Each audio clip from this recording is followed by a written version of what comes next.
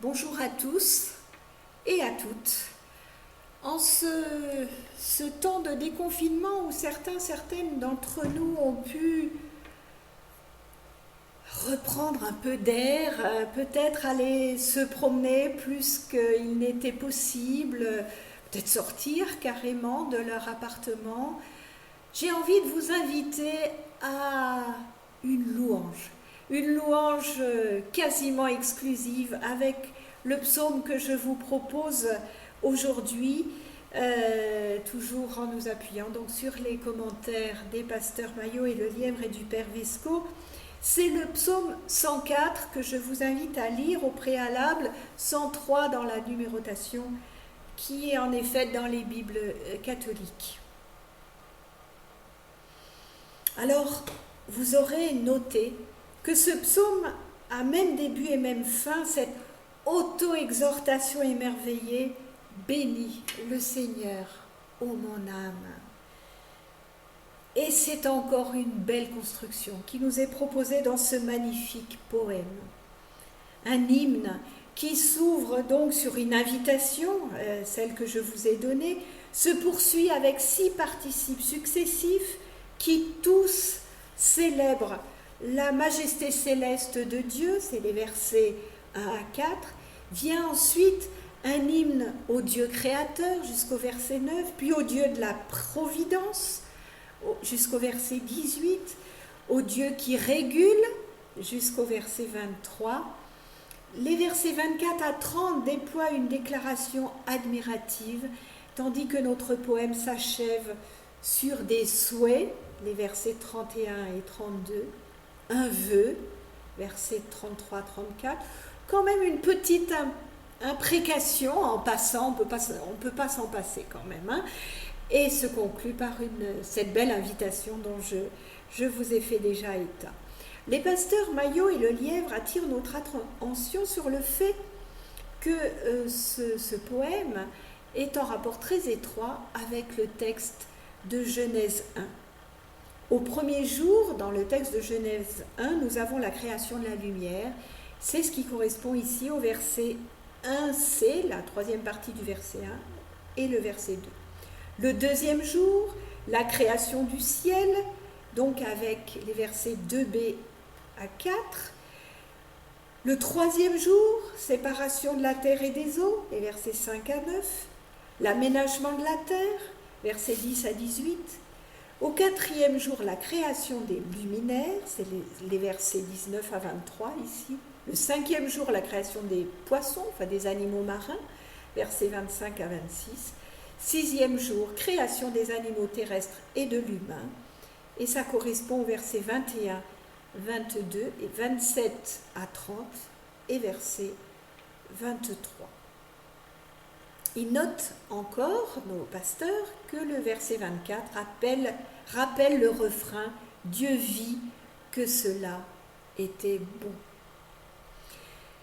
Ce psaume a souvent été rapproché des hymnes solaires égyptiens auxquels il fait sans doute divers emprunts en les adaptant à la théologie d'Israël, par exemple en dédivinisant radicalement toute chose, et en particulier le soleil et les luminaires. C'est ça le génie théologique des Israélites, c'est d'avoir récupéré des choses qui étaient certainement dans leur culture ambiante pour leur redonner une autre couleur, si l'on veut, plus en accord avec leur compréhension de Dieu et du rapport de Dieu à l'homme. Les pasteurs Maillot et Le Lièvre nous font aussi remarquer que si ce psaume succède au 103, le précédent, qui lui semble pourtant postérieur de par son vocabulaire, ça c'est du travail de traducteur, c'est par un choix déterminé des compilateurs du psautier. On en a souvent parlé, hein.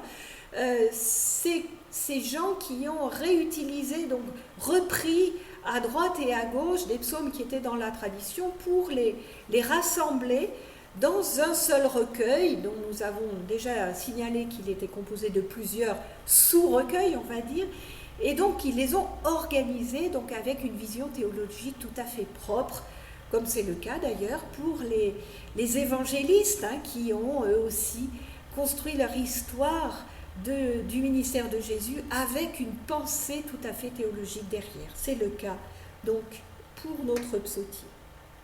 Et c'est sans doute, nous disent les pasteurs Maillot et Lelièvre, parce que le psaume 104 est un hymne au Dieu créateur. Or, la spécificité d'Israël n'est certes pas de renier le Dieu créateur, mais de le subordonner au Dieu de la grâce et de l'alliance. Les théologiens disent souvent que, en réalité, nos Bibles n'auraient pas dû commencer par le texte de la Genèse, mais par celui de l'Exode. C'est bien ce Dieu libérateur, ce Dieu de l'alliance, qui est fondamental dans la pensée israélite avant d'être le Dieu créateur. Pour le dire autrement, le pardon est prioritaire par rapport à l'œuvre de Dieu dans la nature, et donc on pourrait dire que le pardon, c'est son grand œuvre, plus grand et plus beau que les merveilles de la création. C'est ce que nous dit aussi notre évangile finalement. Voilà qui est donc bon à entendre, le Père précède le Créateur. Alors venons-en au détail de notre psaume. Le psalmiste s'exhorte lui-même à bénir Dieu, ce qui revient à le louer pour l'œuvre de sa création. Majesté et grandeur caractérisent Dieu. Il s'entoure de lumière, symbole du sacré. Il penche les cieux comme une tente, alors une tente de bédouin, vous imaginez, très large, au-dessus des masses d'eau en suspension au-dessus du firmament. Dieu a assemblé les poutres pour aménager les chambres hautes. Il s'agit bel et bien d'ériger un palais céleste. Dieu voyage dans le ciel sur le char des nuées poussé par le vent. Alors, une image évidemment largement partagée par l'imaginaire environnant, toute cette mythologie sur lesquelles, évidemment, le soleil là, qui se déplace, ça fait vraiment penser à un char et les nuages, enfin voilà, donc tout ça on le retrouve dans les mythologies ambiantes. La terre, quant à elle, est fondée par Dieu sur des piliers qui trempent dans les eaux d'en bas. Vous vous rappelez, ce disque sur des piliers avec les eaux en dessous. Dieu l'a solidement fixé et en garantit la stabilité. À l'origine du monde, l'abîme, personnifié ici mais démythologisé, couvrait la terre comme un vêtement.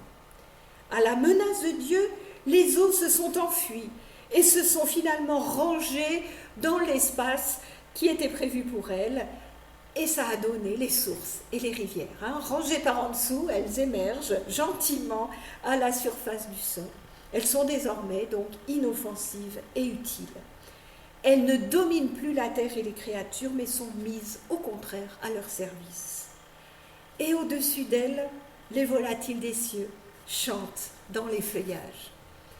Grâce à la pluie que Dieu déverse depuis ses chambres hautes, dont nous avons eu quelques exemples ces jours-ci, la végétation alors peut pousser. Regardez autour de vous, c'est magnifique. Tout ce que Dieu met au service de l'homme pour se nourrir à partir de la terre grâce à son travail, tout ça foisonne. Le pain, le vin et l'huile sont les trois produits essentiels. Le pain soutient l'homme, le vin le réjouit. Quant à l'huile, elle a de nombreux usages. Protection et soin de la peau, fabrication d'offrandes, de nourriture, de friandises, entretien des lampes, onction de la tête en signe de bienvenue et de joie. Elle est le symbole de la prospérité et du bonheur. Et le visage brillant signifie un visage heureux. Après les animaux et les humains, ce sont les arbres de la campagne qui sont rassasiés. On a là tout l'écosystème qui est pris en charge par Dieu. Quelques animaux sont cités. La cigogne, en hébreu, la fidèle. Alors, est-ce que c'est parce qu'elle revient toujours au même endroit pour faire son nid? Est-ce que c'est parce qu'on sait que les couples de cigognes sont extrêmement fidèles? Je ne sais pas. Les bouquetins, ou les chamois, sont rarement vus par les hommes, parce qu'ils habitent les lieux inaccessibles. Le daman est un animal qui ressemble à la marmotte. Il a des sabots au lieu de griffes et il place sa maison dans les rochers et compte pour cela parmi les animaux les plus sages. Il a su se mettre à l'abri des humains, celui-là. Regardez dans Proverbe le livre des Proverbes au chapitre 30, le verset 26. L'alternance jour-nuit est soigneusement réglée par Dieu à l'aide de la lune et du soleil qui sont ses créatures. La lune ne sert qu'à fixer le temps des fêtes et des saisons.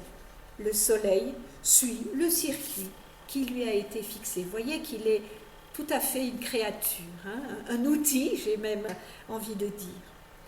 Et même les ténèbres sont utiles. Les animaux sortent alors pour trouver leur proie et du coup, au matin, l'homme peut sortir tranquille pour travailler. Les animaux féroces sont rentrés à l'abri.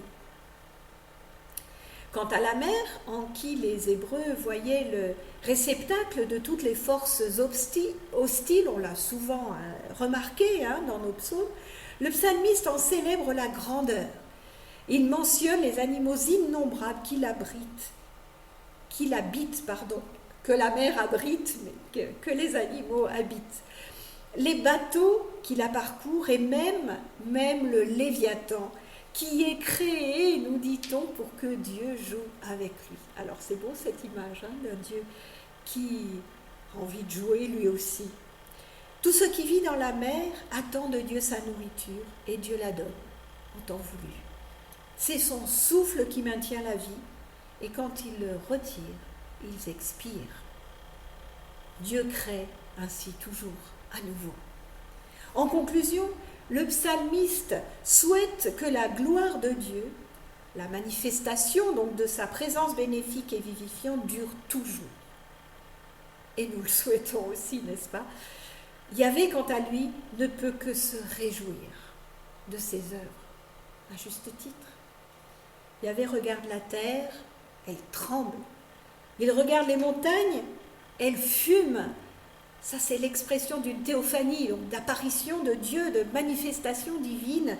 Et ce sont les séismes ou les éruptions volcaniques. En voyant tout cela, le psalmiste ne peut que souhaiter chanter sans fin pour un tel Dieu.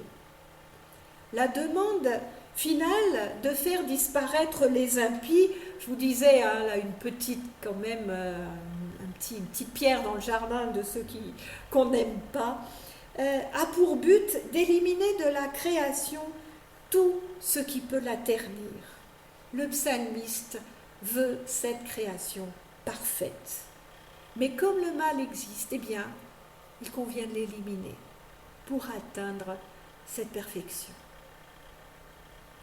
Et on a un Alléluia. Alors cet Alléluia, il apparaît pour la première fois dans le psautier, à ce psaume-là. On la retrouvera 123 fois. C'est ce que le Talmud a compté, le Talmud de Jérusalem a compté. Vous savez combien les rabbins aiment faire ces numérotations, ces comptages. Et figurez-vous que 123, c'est le nombre d'années de vie d'Aaron selon le livre des nombres. Donc, vous voyez, il y a toujours des correspondances qui se font. Donc, Alléluia, c'est louer Yah. Et c'est sur cette belle invitation que nous laisse le psalmiste. Et que dire de plus, en effet, devant tant de merveilles, devant tant de beauté que nous offre notre nature. J'ai envie de vous dire que chacun et chacune redécouvre avec bonheur et sans autre inquiétude, etc.,